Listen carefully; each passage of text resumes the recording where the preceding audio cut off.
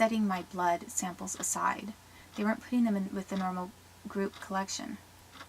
They were marking them differently with a totally different kind of identification process. And I remember thinking, okay, and then this man is from Virginia. What are they doing? After taking so many vials of my blood at different hospitals, way above the norm, I started to wonder why, what they were doing with my blood with the Red Cross, too. And that's when I started to think that the Red Cross is a political organization and not just humanitarian.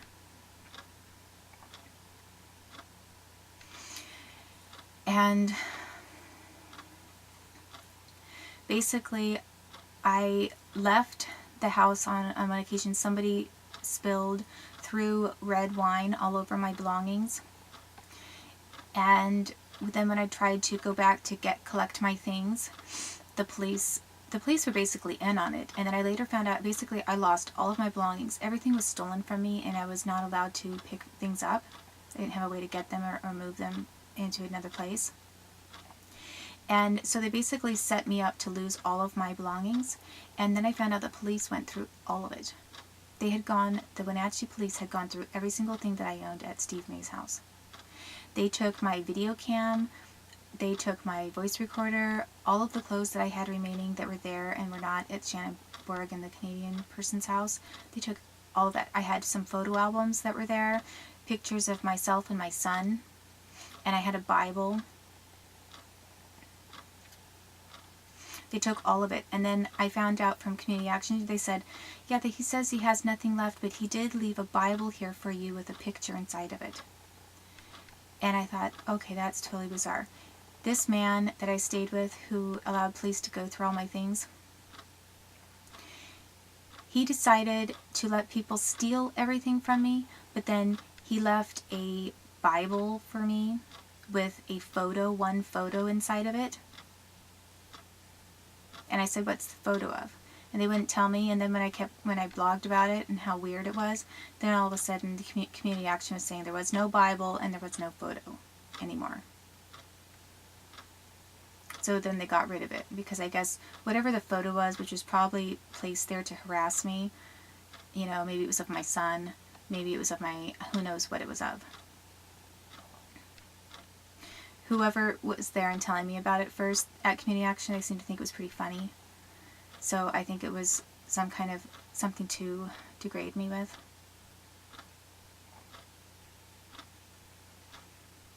And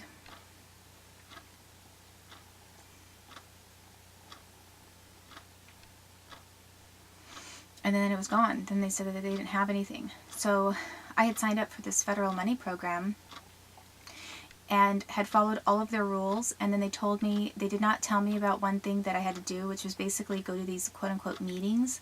There were meetings that I had to go to in order to continue receiving this money from the federal government. And every time I asked them about those meetings, they said, you don't have to do it yet. We're making an exception for you and a waiver because you have all these other things going on, so you can go to the meetings after you get settled in. So in the specifications for receiving the money, one of the criteria and agreements one of the things that I signed and agreed to was to go to these meetings. And they were like budget meetings, how to manage your money type of a thing. And I agreed to do it, and every time I went to Community Action, I was talking to either a man there or I was talking to a woman. There were two different people that worked on my case file there. And I asked both of them about those meetings, and I said, well, it says here that I have to go to these meetings, so which one should I go to? And what they told me was that they weren't going to require that of me. And then all of a sudden, after I'd been at Steve May's house for 6 months, then I was told that I no longer had, that I was being kicked out of the program and I wasn't qualified anymore. And I said, why? And they said, you haven't followed all the conditions. And I said, I followed everything. I've given you the information you need, and now I'm just asking for a different place to stay. And at first they were agreeing that I could stay in a different apartment. And then when they didn't want to agree to which apartment I would stay in, I mean, like, they wanted me to be in this one apartment that was across from the FBI offices. Like, it was across the street, directly across the street from the FBI offices in Wenatchee, Washington. And I was nervous about staying there because it was only, first of all, it wasn't enough room for both me and my son, and because there were people staying on beneath me. It was like I would be upstairs and they were downstairs. And my main thing was that I wanted my son with me. And how was I going to get my son back with me if it was a studio apartment, or it didn't have a separate bedroom for my son, Oliver? And if the federal government and if community action is not hindering me from getting my son back, then why would they care if I find an apartment that is approximately the same amount of money, but at least has room for my child so that he could be placed with me again? Why would they have a problem with that? And when I didn't take this one studio that was across from the FBI offices, then they cut me off of all of the FBI money, or off of all the federal money, housing money. And I said, why? And they said, so basically, this is just really weird. And what they said was, you didn't go to any of these budget meetings. You're required to go to some of these meetings about budget, and you haven't gone to any of them. So since you haven't fulfilled the obligation, you are no longer going to be part of this problem. So they basically told me I had just lost $13,000 of money that could have supported me and my son in housing that I was qualified for, and had already applied for and was qualified for. And in order to kick me out of it, they basically, all of that time they had lied to me. 2 different individuals at Community Action who claimed to be Christians. I'm pretty sure at least the one woman did, and I don't know about the man. I had asked both of them about those budget meetings, and they said, you don't have to do that now, we're letting you settle in a little bit. And then you will be required to do that. So I didn't have anything in writing, and all they pointed to was the fact that I had not actually attended one of those meetings. So they set me up. They set me up to lose my housing. And then they told me that Seattle was responsible for not allowing me to get back into housing. And they wouldn't release any of my court files or anything. So then when I was forced basically onto the streets again, it was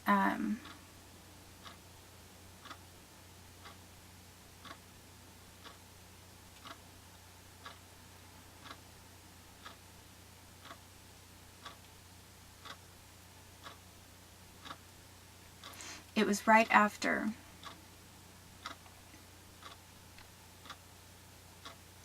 I met this woman who had 2 children by the military. There were fathers that, the fathers of her kids were military men in Fort Lewis, in Washington. After I met her and she told me that I could stay with her for a short time, then the state and Wenatchee Community Action decided to tell me that I no longer had that federal money anymore. So they basically, I was forced to stay with this woman who was connected to the United States military again. And they didn't tell me that I could not... Oh, actually, before I met her, before she... I mean, I already met her because I went to that Safeway all the time. First, I said, so you're just forcing me into absolute homelessness with nothing and no notice at all? And then they said they'd pay for 1 week at a hotel, and that was it, and then I'd better figure something out for myself. So they basically paid for 1 week at a hotel, and then when I was going to Safeway still, because that's where I always went to get my groceries or to get something to eat, and because it was right next door to a coffee shop that I was going to where there was Wi-Fi.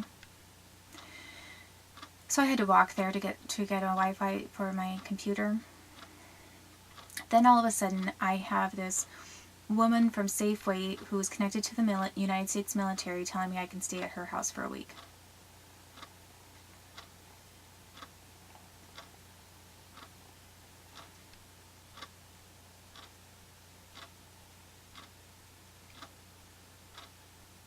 I am pretty sure that that's how that happened, because, well, I'm trying to remember if I was staying with her first or if I was forced to stay with Theo Keys.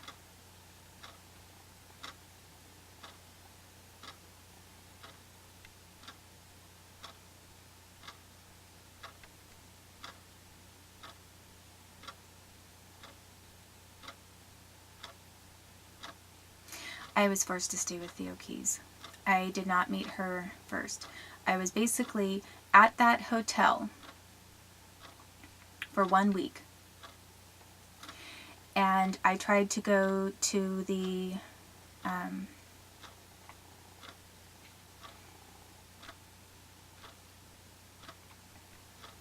and I walked to this one coffee shop where I usually went for Wi-Fi, a different one, not the one right next to Safeway, but a different one that was closer to that hotel. And I walked to that one.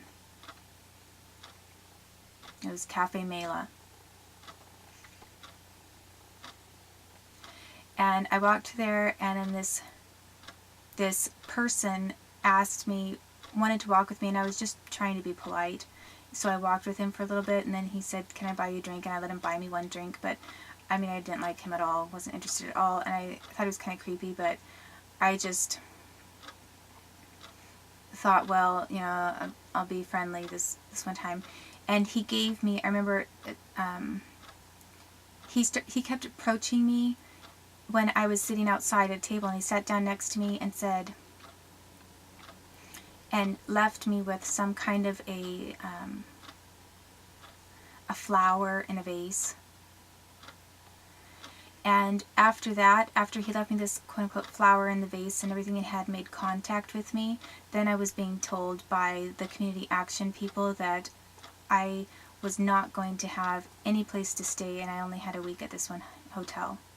So basically then the next person that the United States put into my path was Theo Keys, who was a total wacko and connected to the United States Army.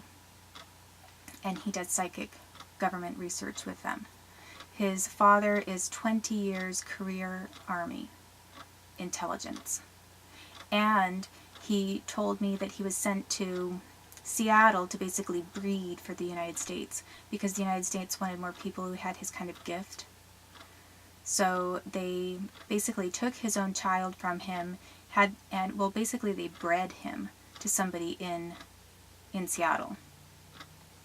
And then they broke up, quote unquote, and she raised his kid, and his kid was like pretty much government fodder. And while I had to stay with Theo Keys, he did all kinds of like horrible, like gross things. He was doing all kinds of weird Wiccan stuff there in the house. He was trying to harass me and insult me. He'd come into the room directly to provoke me and start screaming at me and yelling at me. He was doing horrible things.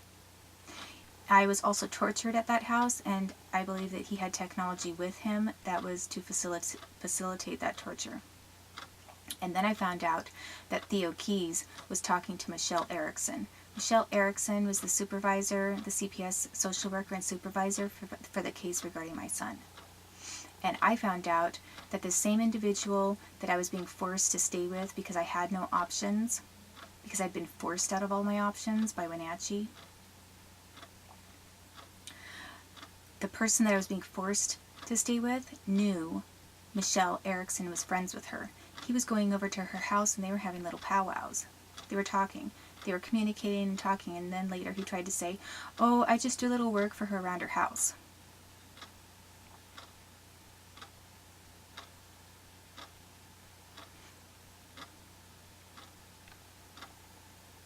Basically, the entire time that I was there, he was trying to figure me out, trying to do mind reading, trying to make guesses about what I was thinking and if it was correct, and basically trying to hone his own government psychic abilities.